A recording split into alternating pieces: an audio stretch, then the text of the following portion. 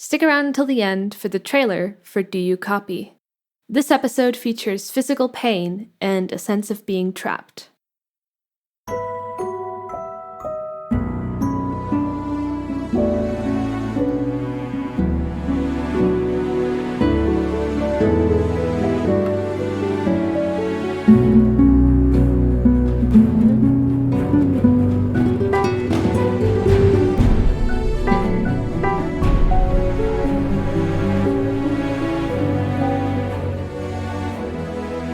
Wanderer's Journal, Episode 9, The Town.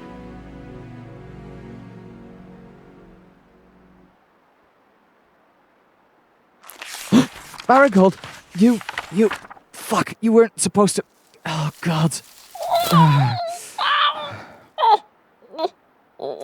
Oh. Hey, I'm fine. I suppose I wasn't being as careful as I thought.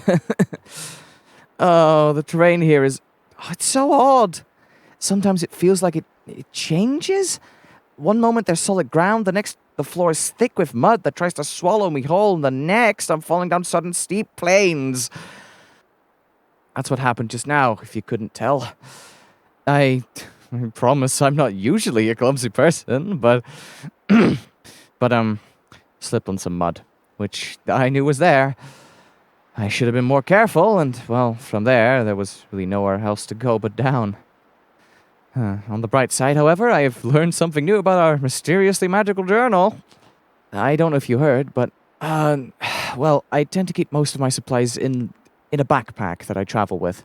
But considering I do try to keep an eye on the journal, I've taken to tying it to the outside of it.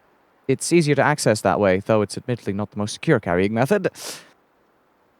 Anyway, when I fell, it, unsurprisingly, came loose of its bindings and also had a very nasty fall. One of its pages got caught on something, I guess, and I heard some of the pages tear. It also landed face first on the ground beside me, its pages pressed and folded against the dirt, but when I got it, the cover was caked in mud, as one would expect, but the pages... There was mud on a few, sure, but when I wiped it away, the pages underneath still looked absolutely pristine.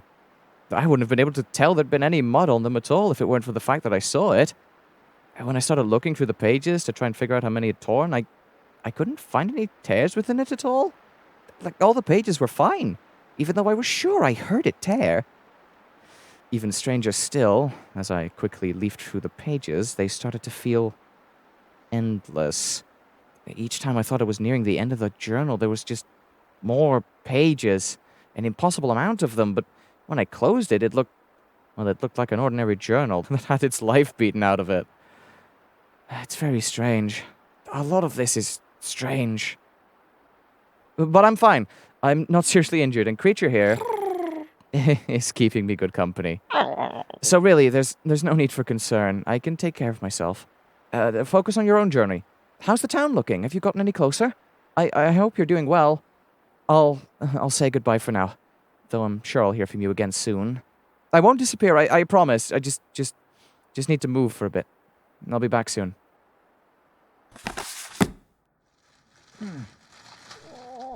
Right. Oh, I'm fine. Let's just keep going.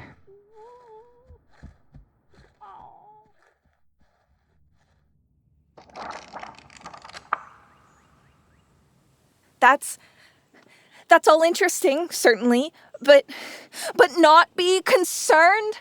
How? Gods, how can I possibly not be concerned when you lied to me and sounded like you are in danger? I can't just let that go because you say you're fine. And I mean this with no offense, but you don't sound particularly fine anyway. By the sound of it, it seems Creature would agree. So, I think I deserve the truth now. Where are you? Can I help? And are you really, actually okay? Pluto, you're the closest friend I've ever had. And I worry for you, whether you like it or not. So, I would be very grateful if you stopped trying to hide things from me, because I would like to help you too, if I can. I'll wait here until I get your next message. I hope it'll come soon.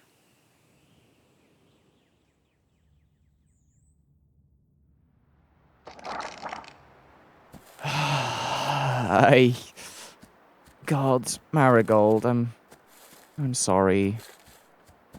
I'm not very good at friendships. That's one thing that's stayed constant over the years. But I suppose you got stuck with me anyway. I'll try to remedy some of this now, but quite honestly, I'm not sure where I am. It's a forest, certainly, a dense one, but it's very strange. Because, well, firstly, I wasn't anywhere near a forest when I first met you, and secondly, it feels, I don't know, like it's trying to hurt me. It changes. I swear it. And the damned trees and the vegetation, whatever, sometimes feel like they're moving, reaching out to try and scratch at me or entangle me within them or make me fall against the ground. I think I've only narrowly avoided Sear's head injury. These are ridiculous thoughts, I know, but God, sometimes I swear the forest is out to get me. But other than that, other than these unsettling feelings, I haven't actually taken the time to examine anything. Mostly I've just been trudging forward. I'd rather not stay here for longer than strictly necessary. Right now, I'm not necessarily fine, but I will be. I will be. I did promise to help you with your garden, after all, didn't I?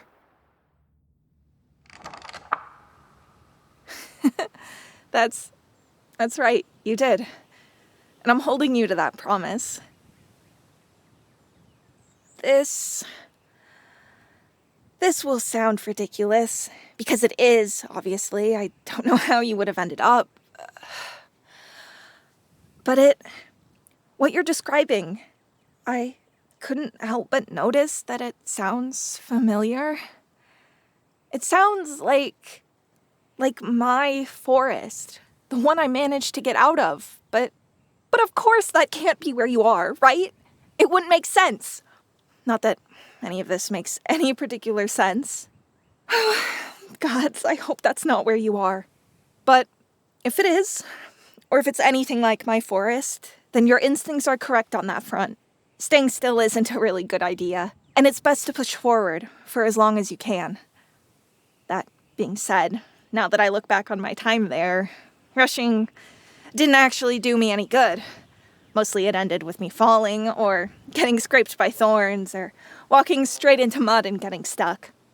So, take your time, please. Or try to, at least. I know you're more experienced with traveling than me, but I imagine it's still difficult to survive in a place like that. Slowing down a bit won't hurt. I don't know how this could possibly have happened. I mean, I don't think that's possible.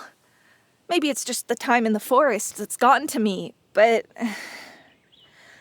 maybe Creature can help? They probably know the forest more than either of us do.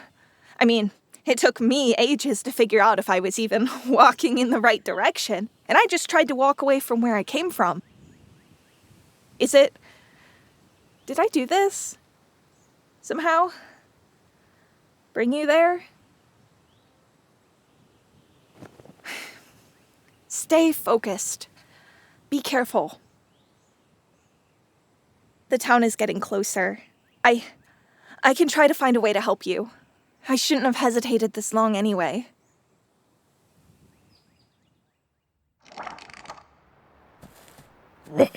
The beast heard you say I should listen to him. I think you've gone and made the thing smug. You know, I do wonder how intelligent you are exactly. You seem to understand me quite well. Perhaps that's something Marigold can figure out if you ever meet them. I can be careful. I can. I just wish it didn't mean I had to slow down. You're right about that, of course. I understand that. But I still don't feel great about it. But we've spoken about this enough, I think. I promise to be more truthful with you moving forward, but for now I think you're all caught up with the reality of my situation. You mentioned that the town was getting closer? How are you feeling about that? You had mentioned before that you were scared and nervous, and it'd be more than understandable if those feelings returned or grew in intensity now that it's drawing closer. I suppose right now I'm mostly just worried. Shouldn't you be focusing on what's ahead of you?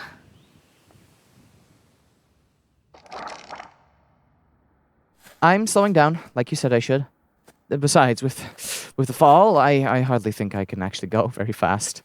I'm still paying attention to my surroundings, though. I can assure you of that. Ow! Yes, you're here too. And I'll try to listen more, just don't let me fall down a ditch next time. God.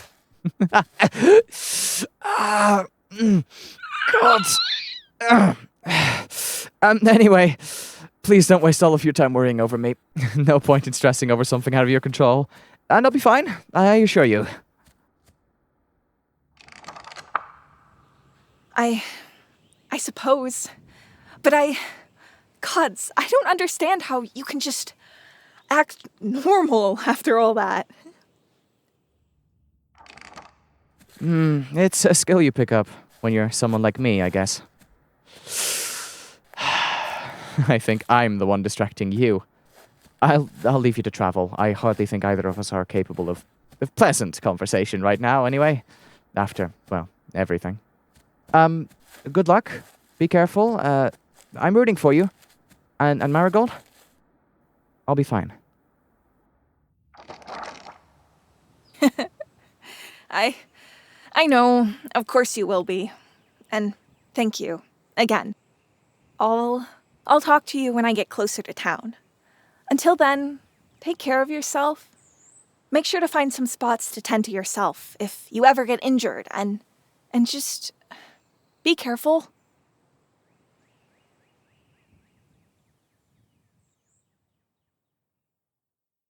This episode of Wanderer's Journal featured the voices of Tal Minear as Marigold, Janet G. as Pluto, and Elisabeth Allen as Creature.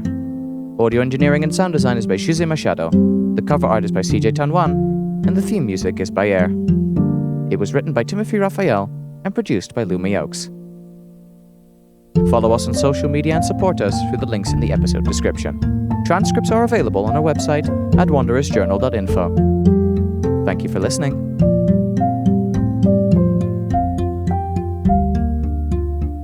Hi, this is Lumi, producer of Wanderer's Journal, and I'm here to recommend a cool show to you. Do You Copy is a found-footage horror audio drama in which someone must sort through the recordings left behind after a mysterious disaster within Red Tail National Park. I just started listening, and I'm really enjoying the characters and the intrigue, and I think some of you would really like it. So, here's the trailer. I suppose I should say something for the record. Told you, I fucking told you, Liam, there's something here! Look at this! Narrate the poor soul who has to listen to this. There is nothing there. God, you really can't stop, can you? There is no stupid, scary monster. I don't know why I'm being punished for this case. Who are you? What the fuck did you do? I just wanted to watch and see what would happen. I don't know if I'm gonna make it to your tower, Reese. I'm scared. I thought we had more time. Alex, do you copy? Please answer. I can't do this by myself. I can't do any of this by myself. Well, let's begin. Do You Copy? A horror podcast. Listen to Season 1 anywhere you get your podcasts.